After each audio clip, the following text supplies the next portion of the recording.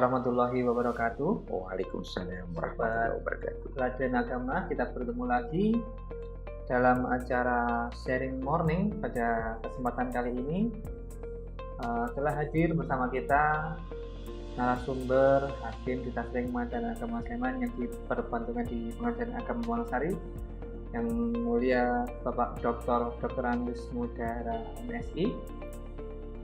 Bersama kita kali ini beliau akan berbagi ilmu kepada kita semua tentang salah satu yang menjadi kewenangan di Pengadilan Agama setelah adanya perubahan undang-undang, yaitu salah tentang perkara ekonomi syariah. Di dalam ekonomi syariah itu terdapat beberapa hal yang mungkin bagi kita belum terlalu akrab. Di sini kita akan membahas beberapa bagian, yakni perihal tentang transaksi apa yang dilarang atau tidak diperbolehkan dalam syariat Islam. Langsung saja kita berikan kesempatan untuk yang mulia Dr. Andes Mudara MSI. Waktu dan tempat kami aturkan. Oke, terima kasih. Ya, Assalamualaikum warahmatullahi wabarakatuh. Waalaikumsalam warahmatullahi wabarakatuh. Para pemirsa Sharing Morning yang saya hormati, alhamdulillah kali ini kita jumpa lagi dalam acara Sharing Morning.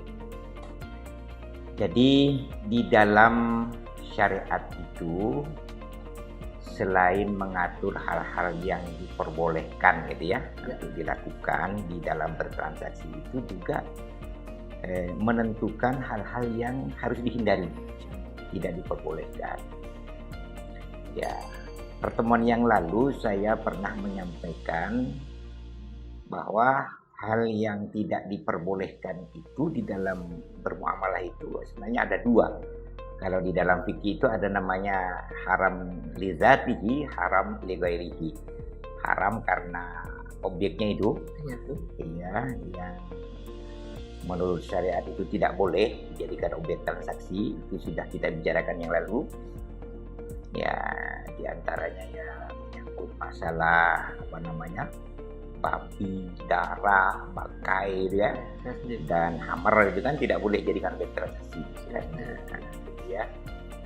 Kemudian yang kedua itu berkaitan dengan haram li ghairihi, haram karena perilakunya. Yang termasuk haram li ghairihi itu sebenarnya ada 7, yaitu tadlis, tawrir,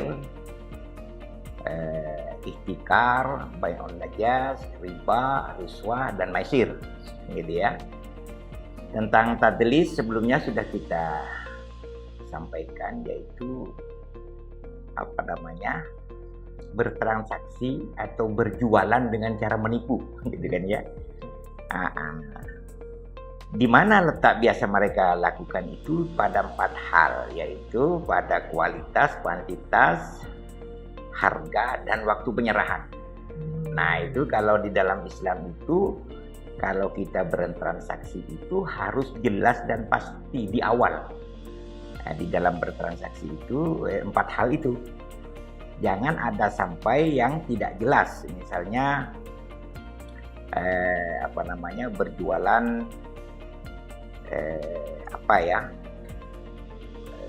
beras misalnya toh. Beras koko misalnya dibilang beras racun ini. Gitu kan nggak boleh itu. Iya kan? Betul. Atau misalnya dicampur, itu tidak boleh. Itu kualitasnya, kuantitasnya biasanya mengurangi timbangan, ukuran gitu kan. Ya, itu kan nggak boleh itu. Ya, harganya itu ya sudah tentukan harga pasar kan. Jadi harganya kan sering itu, misalnya itu terjadi kadang-kadang pada orang-orang yang tidak tahu harga, orang dari desa misalnya itu mau naik ojek misalnya dong, karena dia tidak tahu, misalnya dia nawar, ini orang tidak tahu, maka dikasih tinggi, misalnya dari satu tempat ke tempat lain harganya hanya 50.000 dibilang 100.000 kan itu kan. Kemudian waktu penyerahan kapan diserahkan itu, nah gitu. Itu harus pasti semua, 4 hal kalau di dalam Islam itu. Kemudian gharar juga begitu. Gharar itu tidak pasti, gharar itu terjadi ketidakpastian pada 4 hal pasti. Nah, kan gitu ya.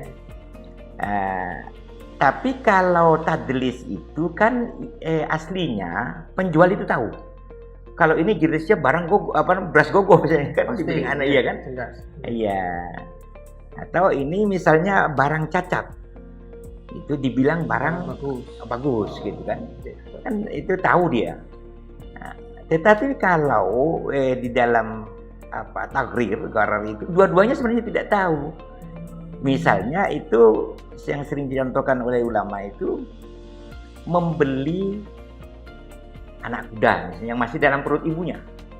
Dalam perut induknya itu karena misalnya induknya dan pejantannya itu menangan kalau adu lomba kuda misalnya kecepatan kuda ya, maka dia berharap anak yang masih dalam kandungannya itu dia mau beli. Harapannya nanti sama dengan pejantannya atau induknya yang punya kualitasnya terlihat ya kelihatannya kuat, larinya cepat, kemudian gitu kan gagah misalnya. Itu menurut Islam nggak boleh. Kenapa tidak boleh? Karena memang tidak jelas itu. Baik yang menjual maupun yang membeli tidak jelas. Tidak ada jaminan terhadap kualitas. Nah, iya. Apakah barang itu atau anak kuda yang masih dalam akan lahir hidup? Nah, atau misalnya dia lahir tapi pincang, nggak jadi lari misalnya, kan? Iya. Nah, jadi banyak hal, misalnya atau malah lahir buta. Ya kan kita tidak tahu. Nah, hal-hal yang begitu namanya tagrir, tidak dibenarkan di dalam syariat. Bagaimana supaya boleh? Beli dengan induknya, kan? Beli dengan induknya. Itu sama dengan misalnya orang membeli buah-buahan yang masih pentil, ya kan? Itu biasanya itu ghararnya di 4 hal itu. Kadang itu kuantitasnya nanti gimana, jumlahnya itu berapa yang akan, kalau terjadi rontok bagaimana misalnya itu. Nah itu karena bagaimana supaya boleh? Jadikan bai'us salam. Kalau bai'us salam kan jelas, misalnya mau beli rambutan, saya beli rambutanmu misalnya 5 kintal.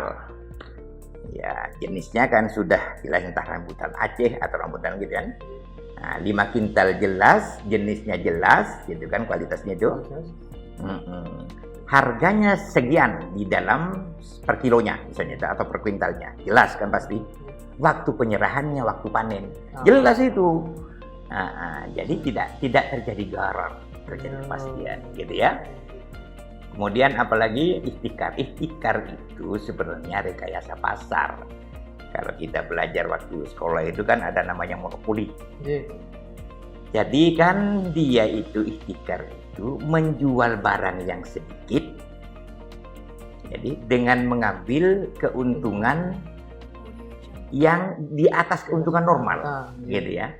Di atas keuntungan normal. Caranya bagaimana? Barangnya disimpan. Timbun. Iya, timbun barang, gitu kan? Barangnya timbun misalnya. Jadi misalnya ini mau masuk Lebaran, kan Lebaran biasa orang itu butuh berebut misalnya itu beras atau apa gitu kan. Maka karena dia di tempat itu misalnya termasuk orang yang ya hanya satu-satunya orang gitu kan, maka dia simpan. Nah ketika orang butuh banyak, dia berkata ya ini barang lagi susah gitu.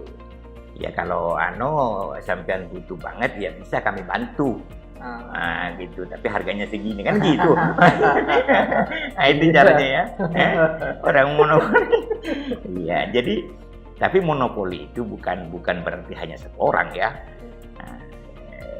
Satu orang sih kalau itu menstabilkan harga misalnya boleh. Misalnya Bulog itu kan menguasai beras tuh, tapi dia fungsinya menstabilkan harga. Tetapi ini yang namanya ihtikar itu, yaitu tadi definisinya ya. Jadi dia menyimpan barang agar barang di pasaran terasa sedikit. Dia akan menjual itu barang yang sedikit itu dengan mengambil keuntungan di atas keuntungan normal. Nah gitu kan. Kemudian ada bai'un najis. Itu juga bai'un najis itu kayak pasar juga, rekayasa pasar juga. Cuman bentuknya itu kalau tadi ihtikar itu sendiri saja. Sendiri itu yang melakukan rekayasa. Tetapi kalau mai'un najas itu rame-rame. Gitu ya, rame-rame. Kelompok. Ya. Semacam. Ya, misalnya kalau dulu saya masih mahasiswa itu kan sering ada di Jalan Solo itu. Jadi ada 4-5 orang temannya, gitu.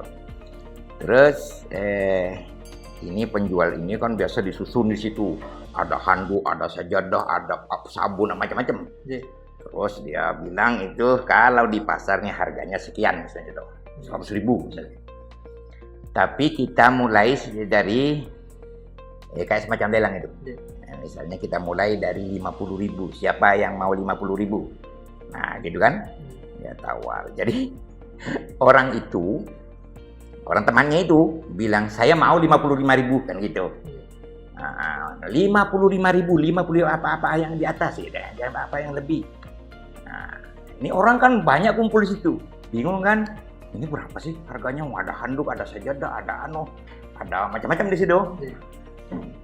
Dia temannya itu dia bilang 60.000 gitu. Akhirnya orang ini kan tidak konsentrasi. Tapi penjualnya kan ngerti itu temannya semua, gitu kan. Nah, akhirnya orang ini merasa oh ini barang bagus kan gitu, barang bagus, barangnya ini. Nah, menurut dia itu saya 70.000 misalnya. Dikasihlah, gitu kan. Padahal itu misalnya ada barang yang palsu, misalnya itu kan ada gelang-gelang apa yang kuning itu imitasi kan, yang harganya hanya 5.000 misalnya itu dijual sampai 70.000 gitu. Itu kan najas namanya. Ya kalau di di zaman sekarang itu kan sering terjadi kan di bursa saham. Ya, dan karenanya itu ada sudah fatwa ulama yang tidak membolehkan dia seperti itu. Nah, itu terkait dengan bayan najas. Jadi 4 ya. Nah, yang akan kita bahas berikutnya itu terkait 3 hal lagi, yaitu riba, kemudian maisir dan riswah. Begitu. Monggo. Nah, itu tadi alhamdulillah sahabat pelajarian semua. Tambah lagi kita ilmunya. Banyak yang kita sebelumnya belum tahu, yang dipaparkan oleh narasumber menjadi kita tahu, dan ternyata menarik sekali pembicaraannya. Ternyata banyak yang kita selama ini nggak kita sadari. Kadang kita ke pasar melihat barang-barang yang agak bagus, tapi karena pengaruh dari komplotan pedagang jadi terlihat mahal dan harganya tinggi, yang tetap kita beli. Nah, ternyata itu termasuk transaksi yang nggak dibolehkan. Selanjutnya tentang riba, riswah dan maisir. Itu riba itu kalau yang kita tahu selama ini kan cuma hanya di perbankan, Pak. Sebenarnya ada berapa sih Pak riba itu, Pak? Kalau dalam ekonomi Islam itu. Jadi riba itu merupakan salah satu jenis transaksi yang dilarang dalam Islam. Dan kenapa dia dilarang? Dosanya itu, ancaman dosanya itu ya. Ancaman dosanya itu ya mengerikan lah, gitu kan. Karena baik dalam Quran maupun dalam hadis itu disebutkan langsung riba itu. Misalnya dalam hadis Nabi menyebutkan bahwa orang yang makan riba itu dosanya sama, yaitu 1 dirham riba itu dosanya sama dengan orang berzina sebanyak 36 kali. Bayangin itu zina sudah besar. Nah, kemudian ada juga hadis Nabi itu yang menyatakan bahwa riba itu memiliki 73 pintu dosa. Dan yang paling kecil itu, dosanya yang paling rendah, itu sama dengan berzina dengan ibu kandungnya sendiri. Ngeri itu kan? Gitu kan? Jadi ya kan, riba itu. Di dalam Quran itu disebutkan orang pemakan riba itu tidak bisa berdiri setelah di padang mahsyar, kecuali seperti berdirinya orang yang kerasukan setan karena kena penyakit gila gitu. Ada Qur'annya itu, ada di dalam ayat itu. Jadi kenapa kita ini misalnya sudah ditegaskan seperti itu oleh Nabi itu, oleh Allah, ancaman dosanya itu besar. Gitu. Kok masih belum melihat, belum apa namanya ya, belum berhijrah, kurang iya masih gitu kan. Iya, belum hijrah dari gitu kan. Itu karena kita tidak melihat faktanya gitu kan, secara konkret.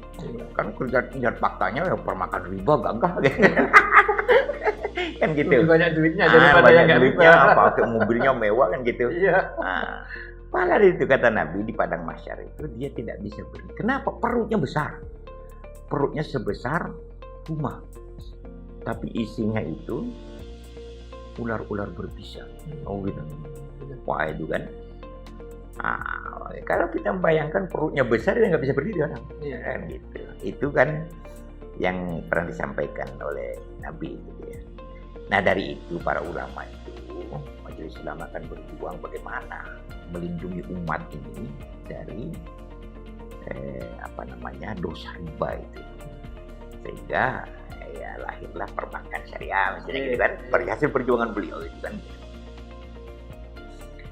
Nah apa sih sebenarnya, dari mana munculnya riba itu kan gitu? Tadi itu pertanyaan bagaimana? Riba itu sebenarnya muncul dari dua hal saja, walaupun jenisnya itu ya ada yang bilang 4 gitu ya. Ada yang bilang riba fadl, riba nasiyah, riba riba jahiliyah gitu kan. Tetapi sesungguhnya itu munculnya dari dua hal saja. Satu itu muncul dari pertukaran. Pertukaran jual beli maksudnya? Pertukaran barang sejenis gitu kan. Pertukaran barang sejenis itu. Itu yang disebut riba fadl. Jadi kan kalau di zaman Nabi itu dijelaskan oleh Nabi ada 6 barang ribawi itu kan, yaitu emas, perak, kemudian kurma gitu kan, kemudian gandum, tepung dan garam, kan gitu. 6 kalau bahasa artinya jawawut, atau sange gitu ya. Itu 6.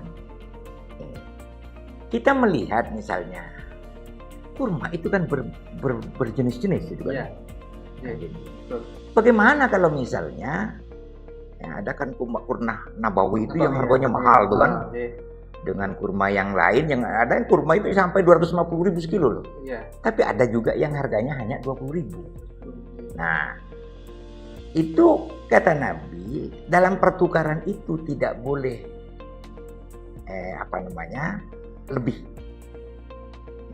itu. Jadi timbangannya itu harus sama, bisa jenis, gitu kan. Loh bagaimana nilainya beda ini? Ini kurma nabawi 250, sedangkan kurma yang biasa itu hanya 20.000. Kalau ditukar gitu, caranya itu jual, gitu kan? Jual. Nah itu dia ya, sama dengan kalau kita di pasar kan ada jenis beras misalnya macam-macam tuh. Ada yang beras rojolele, ada beras kan beda-beda harganya itu. Jadi kalau misalnya kita pinjam beras ke tetangga itu disebutkan jenisnya ini beras jenis apa, kan gitu. Nanti diganti kan, itu sama jelasnya. Jangan misalnya karena dia yang dipinjamkan beras rojolele harganya mahal gitu kan, misalnya diganti dengan beras gogo, misalnya dia minta tambah, itu tambahannya itu riba itu. Kan seperti itu. Jadi ya itu riba fadl namanya. Riba fadl itu seperti itu. Jadi definisinya itu begini sebenarnya itu.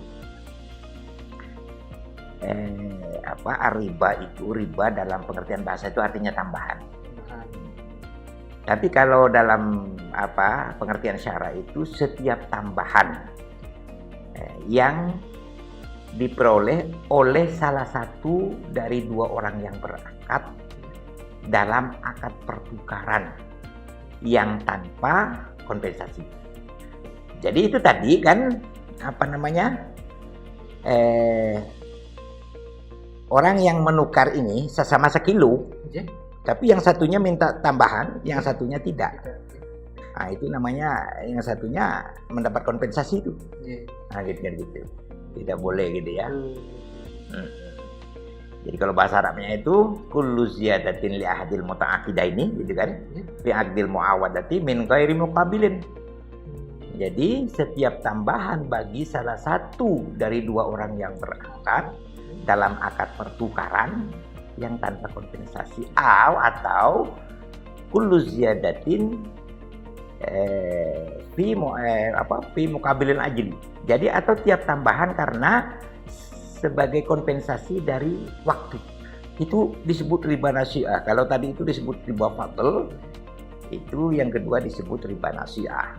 Nah, di nasi'ah itu ya nasi'ah itu kan masa menunggu ya.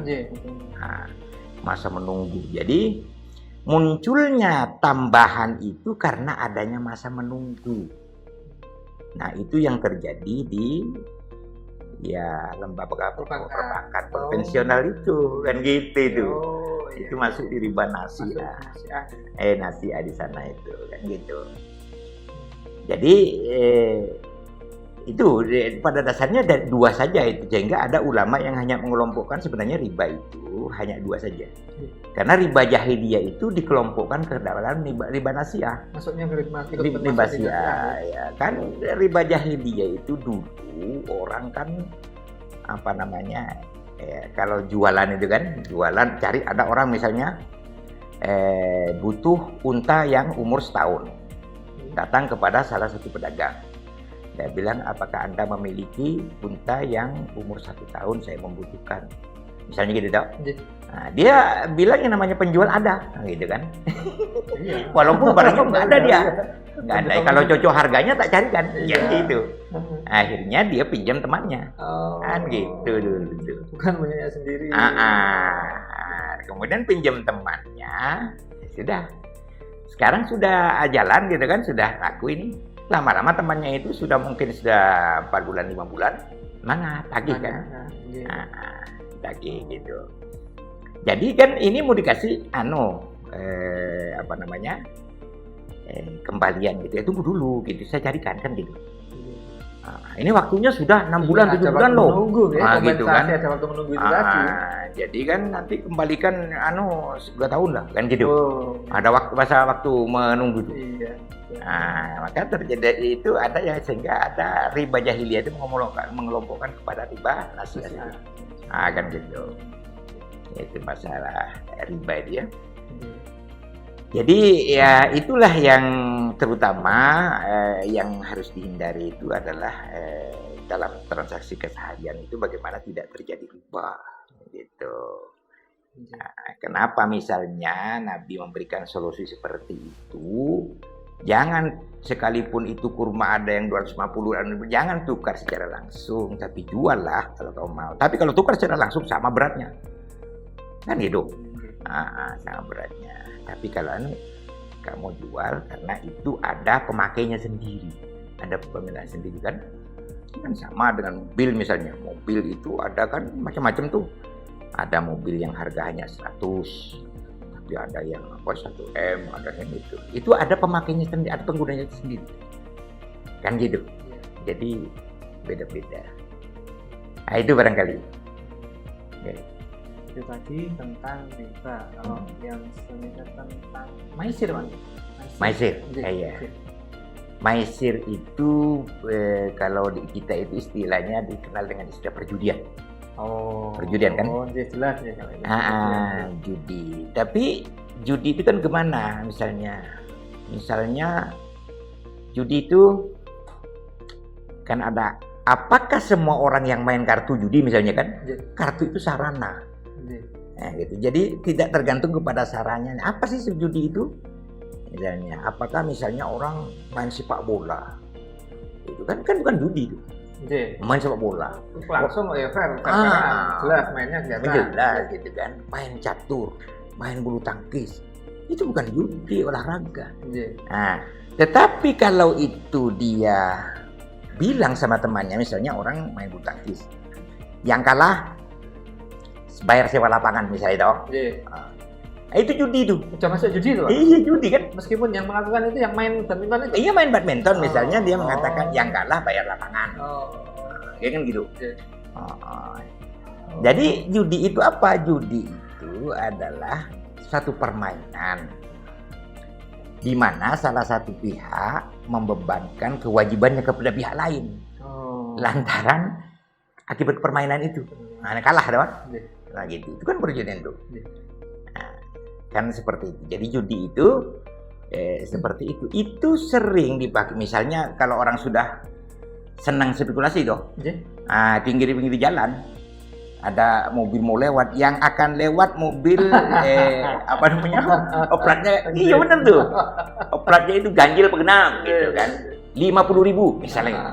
Gitu kan. Itu judi itu. Gitu kan. Lihat spekulasinya itu kan. Iya. Nah, oke, saya sepakat 50.000. Saya pegang ganjil kan gitu. Nah, kamu pegang genap begitu. Nah, datang misalnya genap kalah lah. Nah, gitu kan. Judi seperti itu. Jadi apa saja orang bisa karena yang anunya itu taruhannya itu. Nah, dalam dunia sekarang kan, dunia sekarang itu kan sering terjadi yaitu di pasar lantai bursa kan. Oh. Jual beli saham itu kan. Iya. Jual beli saham itu kan ada unsur judinya itu. Termasuk judi karena mungkin apakah karena faktor ketidakadanya kepastian gitu, Pak? Nah iya, Oh. karena memang dibikin tidak pasti kan gitu. Saham itu kan bisa naik, bisa turun. Iya, iya. Nah gitu kan jelas apa namanya macam-macam jenis jual beli saham itu. Ada yang langsung misalnya loh, yang jual beli langsung. Jadi masyarakat beli langsung kepada usaha saham itu, bentuknya saham. Itu yang diperbolehkan kan. Tetapi ada yang hanya saya beli saham kepada Anda misalnya, harganya sekian, harganya ditentukan. Harganya saja. Nah, harganya ditentukan. Tapi sahamnya misalnya minggu depan. Nah, itu kan Oh. minggu depan itu. Nah, itu pergerakan saham itu kan tiap detik itu. Fluktuatif. Fluktuatif itu kan. Nah, di situ itu jadinya itu. Itu kena dua. Ada masa menunggu, tidak ada kepastian. Nah, iya. Tambah parah lagi itu berarti itu. Ini tidak ada iya kan. Kadang-kadang kalau misalnya saham itu naik pada saat itu, berarti yang untung siapa, gitu kan? Kalau misalnya turun, pasti ada salah satu rugi itu di situ. Nah, itu untuk rugi, anunya itu untuk unsur apa namanya spekulasi. Gitu kan, jadi makanya dengan majelis ulama kan tidak boleh, gitu kan? Jadi apa itu yang tidak ada backward, ada short sale, ada apa itu kan yang dilarang itu. Di majelis ulama di fatwanya itu kan. Jadi jual beli yang mengandung spekulasi itu tidak dibenarkan karena maisir terjadi di situ. Ya perjudian seperti itu. Jadi judi itu macam-macam. Ya termasuk ya apa sajalah misalnya. Tetapi prinsipnya itu apa namanya? Membebankan apa yang menjadi wajib kepada orang lain akibat dari permainan. Nah, di situ itu judi itu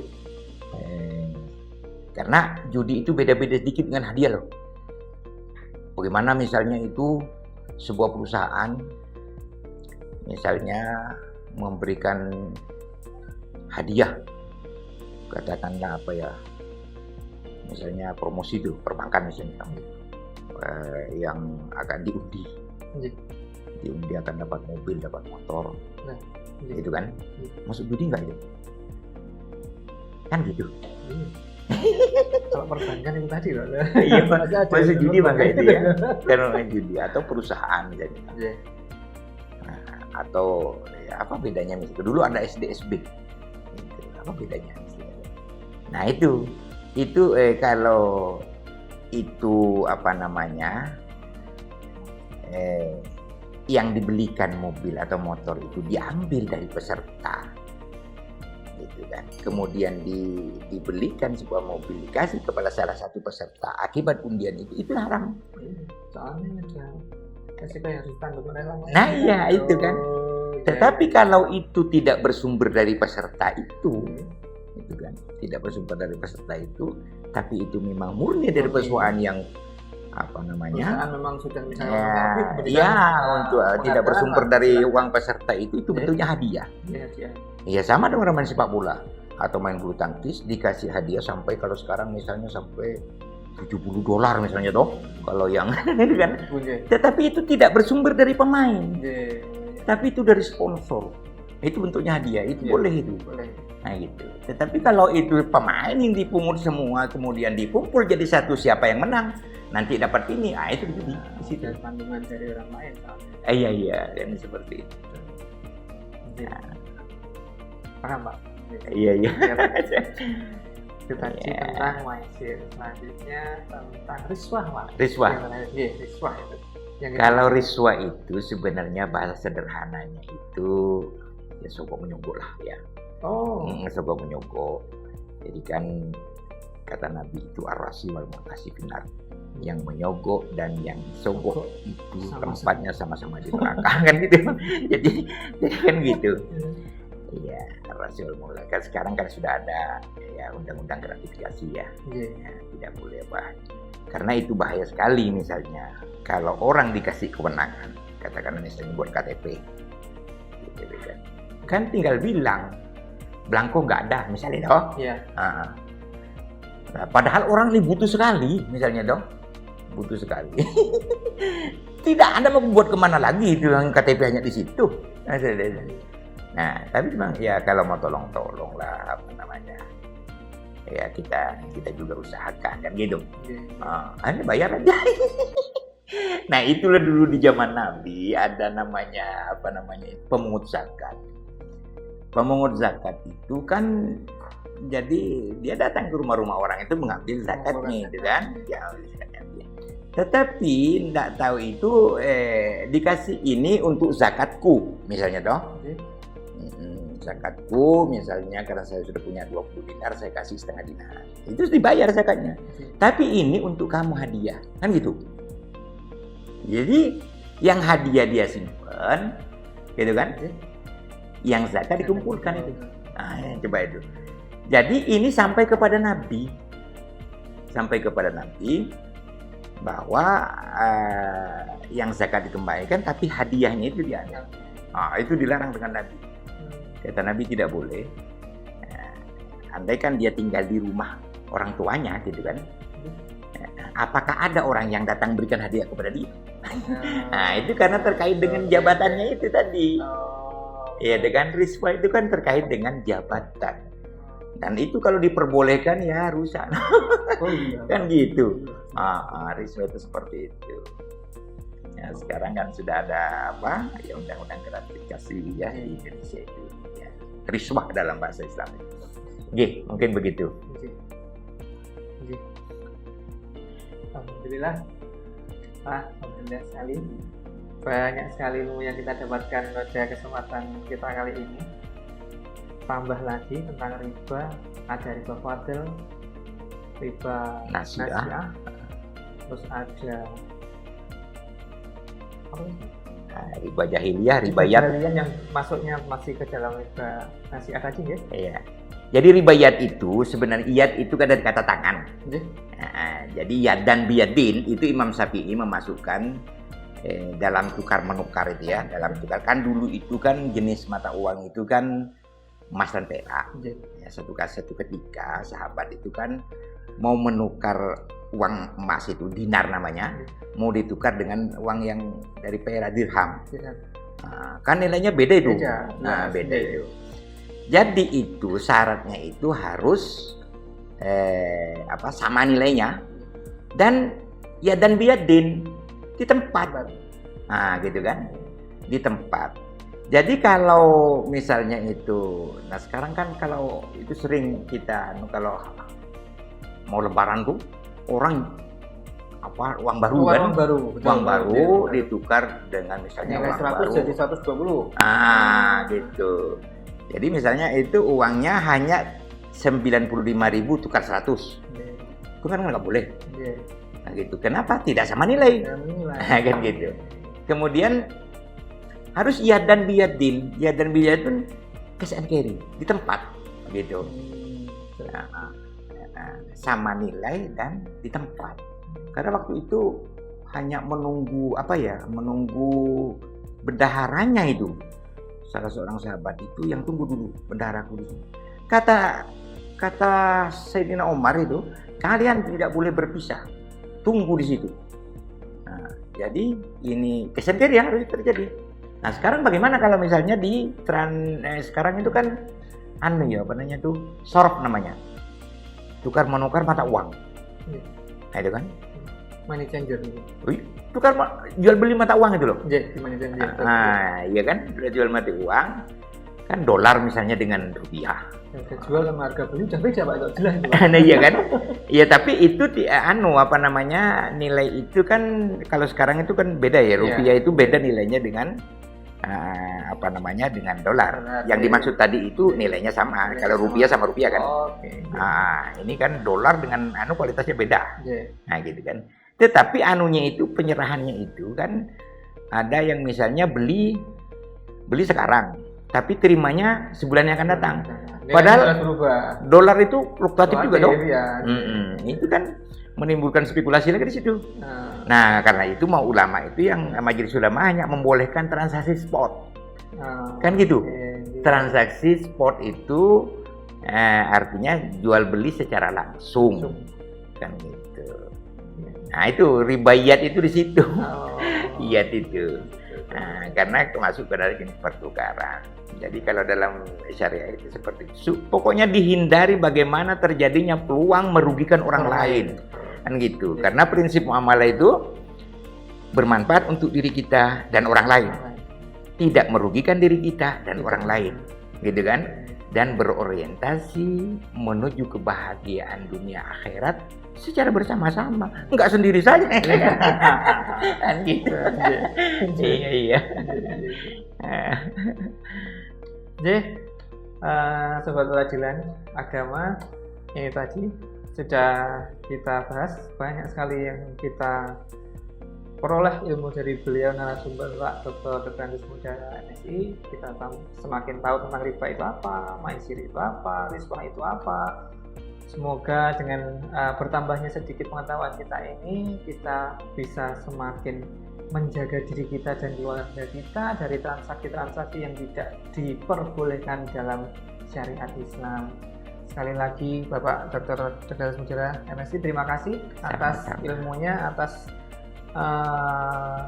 informasinya tadi. Semoga kita bisa bertemu lagi di lain kesempatan dengan ilmu-ilmu daging-daging lagi yang lebih berbobot dari beliau. Insyaallah. Terima kasih, semoga bermanfaat untuk semua. Saya selaku moderator ada salah kata, saya mohon maaf. Kita akhiri, wabillahi taufiq wal hidayah. Wassalamualaikum warahmatullahi wabarakatuh. Waalaikumsalam warahmatullahi wabarakatuh.